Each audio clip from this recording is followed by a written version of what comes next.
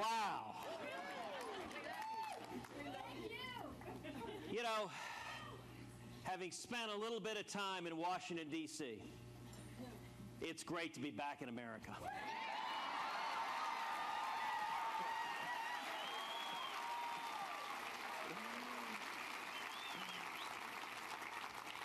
I want to start actually with some somber news.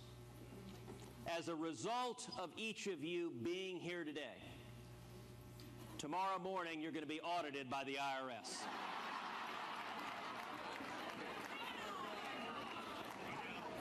So I want to thank you for the courage of your convictions. I also want to take a moment to welcome our friends from Heritage to the great state of Texas.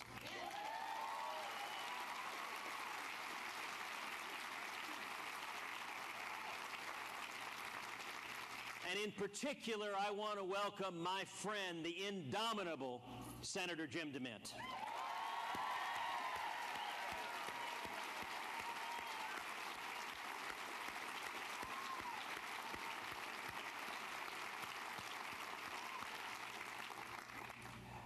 Jim DeMint is fearless. And here in North Texas, the home of Chuck Norris, we know something about fearless. In fact, you know, kids all over the world wear Superman pajamas. Superman wears Chuck Norris pajamas. And let me tell you, Chuck Norris wears Jim DeMint pajamas.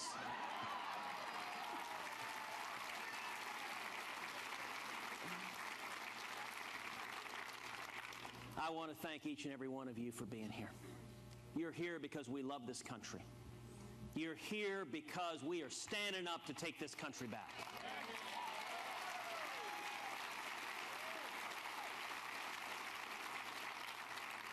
And you're here because now is the single best time we have to defund Obamacare.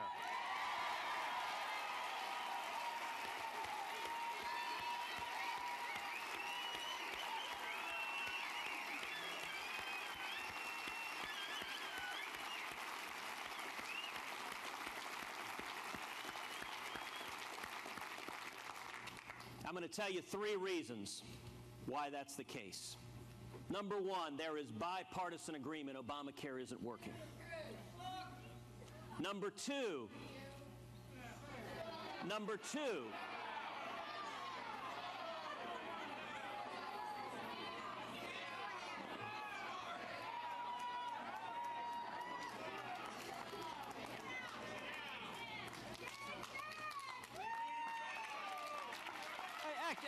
Actually, hold on. Ma'am, feel free to speak. I recently lost my health coverage. Here we go. As anyone else in this room can easily do. Vote for Obama? No. Hold on. Let's let her speak. Please, ma'am, continue. I had to go to Mexico to get my diabetic medication because I could not afford it in the States. I just want to know what you are going to do to take care of the 6 million Texans that can't afford health care. We can take care of ourselves.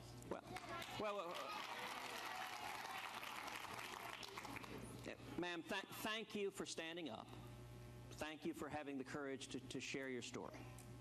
I think we need to reform our health care, to make health care more accessible, to reduce the cost of health care, and to empower patients. And I got to tell you, Obamacare is making it worse.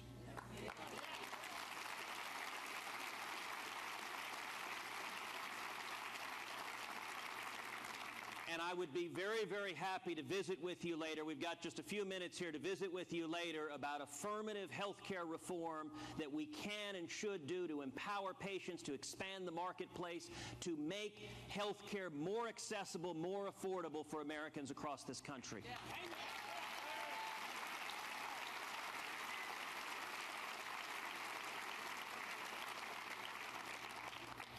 But there is right now bipartisan agreement that Obamacare isn't working. Number two, this is a fight we can win. And number three, only you can win this fight. Now let's talk about each of those three one at a time. There is bipartisan agreement. The wheels are coming off of Obamacare. The lead Senate author of Obamacare, Democrat Max Baucus, has publicly described it as a huge train wreck. This is the guy who wrote it. Now, maybe you didn't read it. I don't know. The unions, President Obama's most loyal supporters, are fleeing from Obamacare in droves.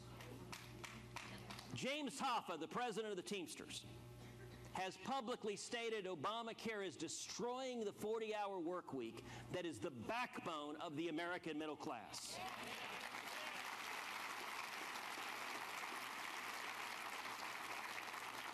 Now, that's not me saying that. That's the Teamsters.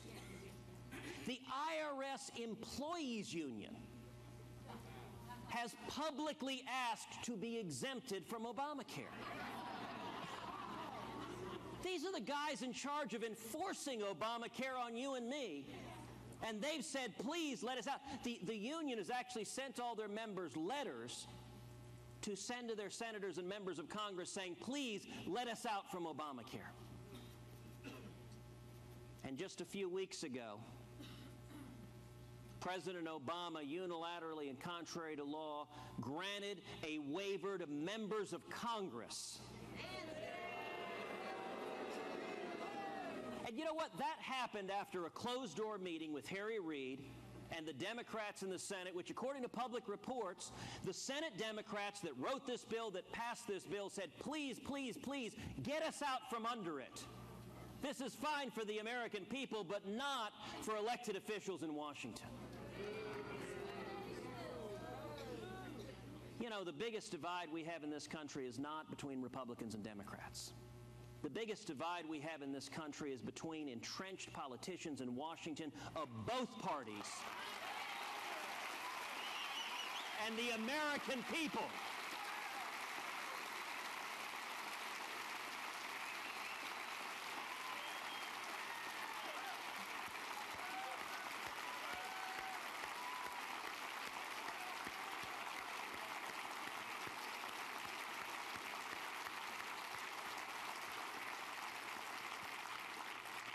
And the reason there's bipartisan agreement that Obamacare isn't working is because Obamacare is the #1 job killer in America. It is killing jobs. It is causing more and more people not to be hired. It is causing health insurance premiums to skyrocket. You know, when Obamacare was being debated, President Obama promised the American people, he said, by the end of my first term, the average family's health insurance premiums will drop by $2,500. In fact, the average family's premiums have risen by over $3,000. That's a $5,500 swing. You know what? Let me suggest a simple premise for every voter in America. In the next election, if your health insurance premiums have gone down, vote for Obama and the Democrats. And if they haven't, consider an alternative.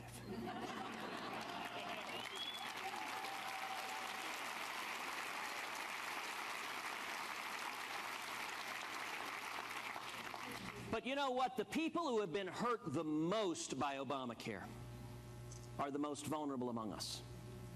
They're young people, they're Hispanics, they're African Americans, they're single moms. Sir, thank you. Sir, thank you for sharing your views. This is a town hall. There will be question and answer, but please allow me to finish making my remarks first, and then we can visit.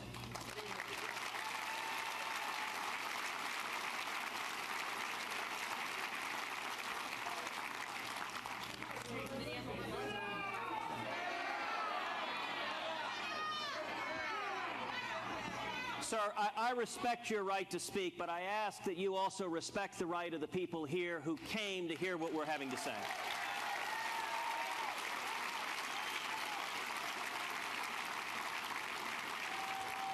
And let me address the exact point you raised. The exact point you raised, you talked about people who are struggling. The people who are losing their jobs right now are young people, they're Hispanics. You know what? Obamacare, listen, if you're rich, a $5,500 swing in health insurance premiums is not a big problem for you. But if you're struggling to make ends meet, that is a big hit. You know, when we were debating Obamacare on the floor of the Senate, I read from a newspaper article out of Oklahoma that quoted a single mom who was working at a fast food restaurant, and she and all of her coworkers had their hours forcibly reduced to 29 hours a week to get under the 30-hour threshold of Obamacare. And she said, listen, I understand. They're trying to stay in business. This is a hard business. But she also said, listen, I'm a single mom. I got 2 little kids at home. I can't feed my kids on 29 hours a week. And neither can all the other single moms who are working and struggling. This thing isn't working. That's the first point. Now here's the second point. This is a fight we can win. Yes.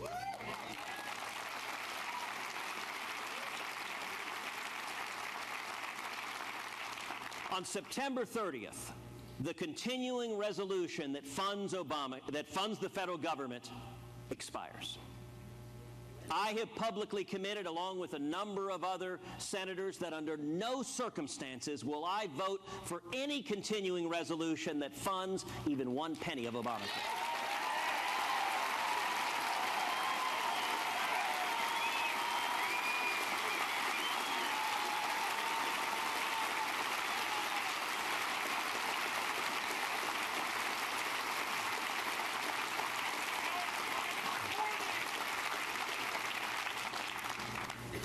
Now, our friends in the media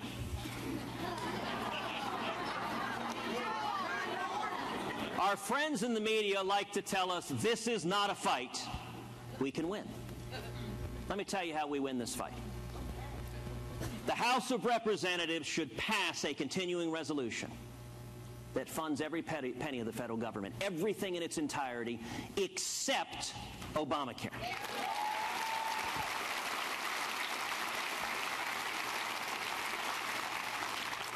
And it should explicitly prohibit the federal government spending even 1 penny, discretionary or mandatory, on Obamacare.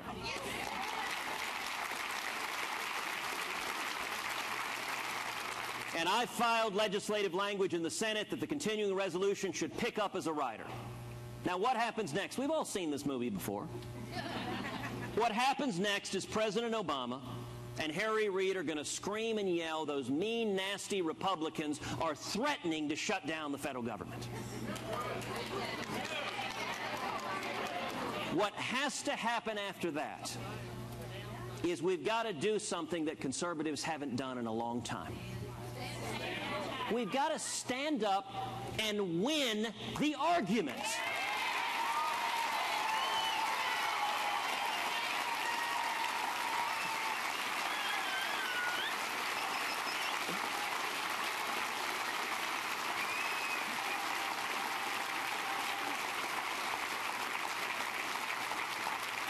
We need to go out and say, look, exactly. Colonel, I agree with you. We've got to go out and say, look, we don't want to shut the government down. We have voted to fund the government. We have already voted. Why is President Obama threatening to shut the government down to force Obamacare on the American people?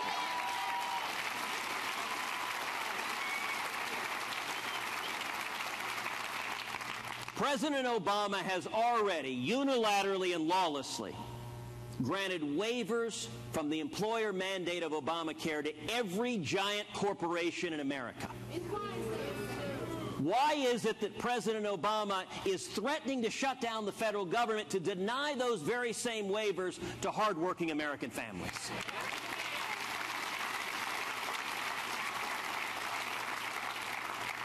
Now that is an argument we can win. Now, if President Obama decides that he's going to force a partial temporary government shutdown, And it's worth noting the last time that happened, we saw, number one, the parade of horribles people like to talk about on TV didn't happen. The military continued to be paid, Social Security continued to be paid, Medicare continued to be paid, Medicaid continued to be paid, the interest on the debt continued to be paid. What happened was a temporary suspension of non-essential federal government spending.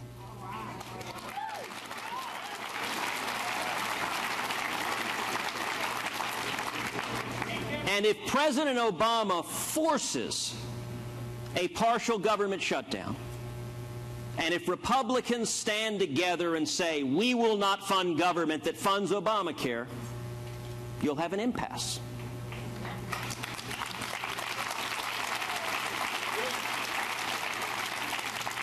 Now, why is it that every reporter in the media and a significant percentage of Republicans assume with an impasse that President Obama will never, ever, ever give up his principles, so Republicans have to give up theirs?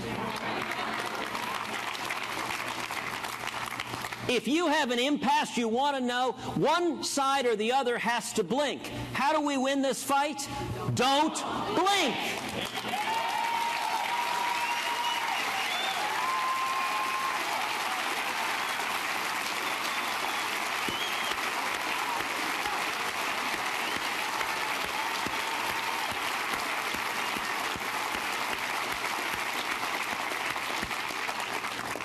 To get that done, we need 41 Republicans in the U.S. Senate to stand up strong.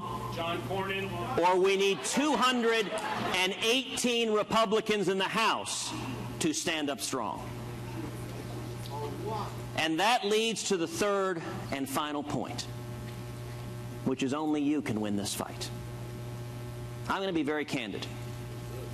I can't win this fight. Mike Lee can't win this fight. Even the mighty Jim DeMint can't win this fight.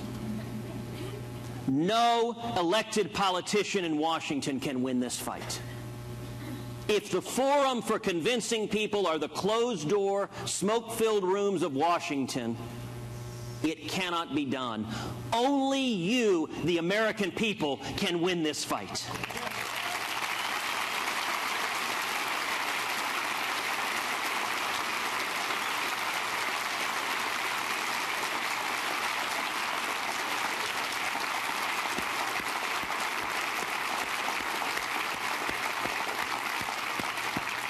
There is a new paradigm.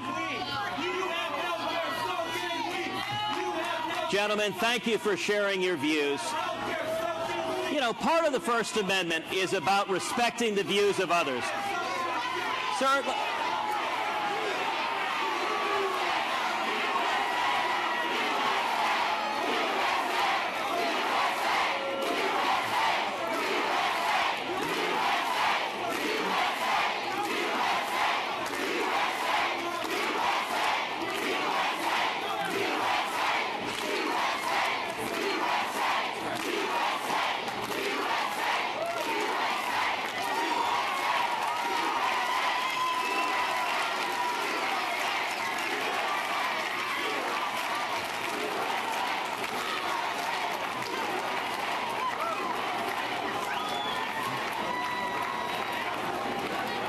you know, I'll make a couple of observations about those two young men. Number one, I agree with them. They should have health care, and Obamacare is causing more and more people struggling to climb the economic ladder to lose their health care.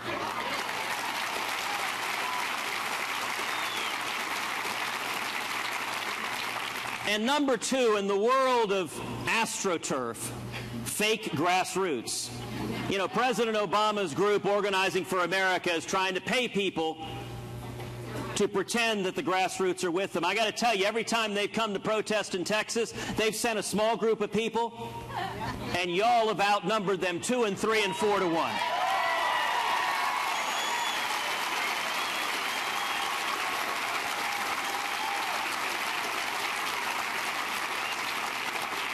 The only way we win this fight is if millions of Americans come together, if the grassroots come together and demand of our elected officials that they do the right thing. You know, one group has launched a national petition, www.don'tfundit.com. Don'tfundit.com. If you haven't done it already, I'm going to ask each of you to do three things. Number one, go to the website and sign the national petition at don'tfundit.com. In just a few weeks, we've got nearly 400,000 signatures all over this country.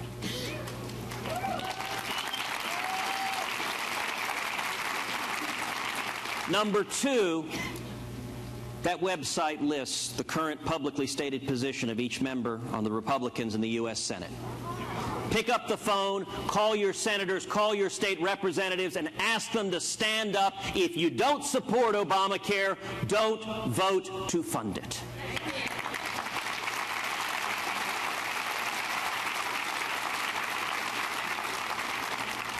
And number three, I ask each and every one of you to find 10, 20, 30, 50 other people to do the same thing. How do we win the argument? Listen, if we get millions of Americans between now and September 30th to light up the phones, there is nothing that scares elected officials more than hearing from their constituents. And let me tell you, liberty is never safer than when politicians are terrified.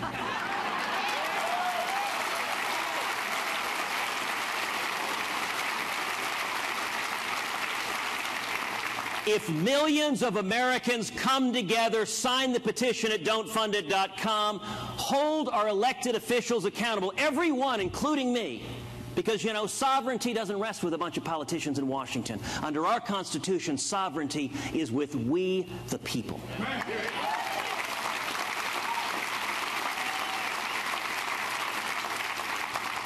That's how we get 41 Republicans in the U.S. Senate to stand up and fight, and that's how we get 218 Republicans in the House to stand up and fight.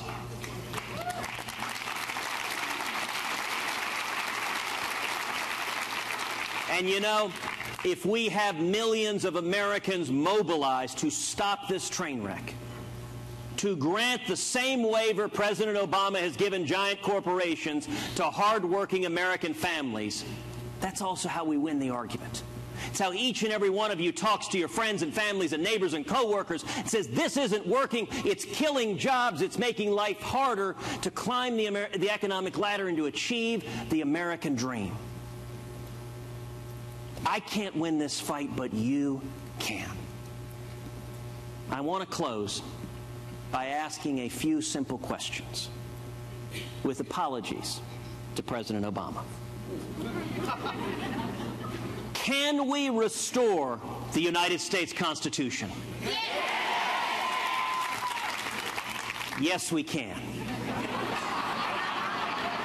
Can we bring back jobs? Can we stop the IRS? Can we mobilize grassroots America?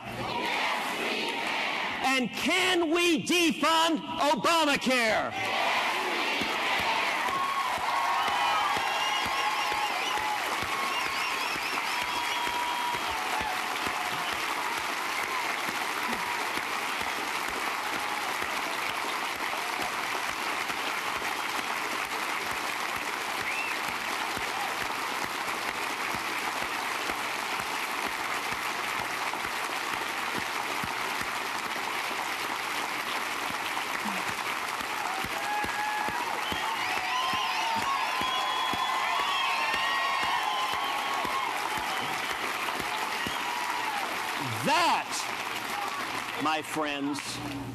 That, my friends, is change we can believe in. Thank you, God bless you, and God bless Texas.